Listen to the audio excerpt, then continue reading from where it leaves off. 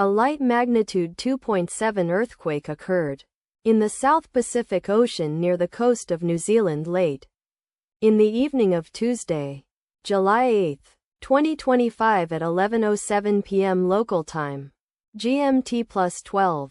The quake had a very shallow depth of 5.1 kilometers, 3.2 miles, and was not felt, or at least not reported so. First to report, GeoNet, NZ. After 1 minute, the earthquake occurred 1 day 9 hours after a magnitude 3.6 earthquake had hit on Monday, July 7, 2025, at 1:40 p.m. local time, Pacific, Auckland GMT+12, in 6.9 kilometers, 4.3 miles, distance to the northwest. Data source from Volcano Discovery. Did you feel it? Let us pray. May the earthquake that occurred not affect our brothers and sisters there. May the earthquake not happen again. And may God protect everyone. Amen.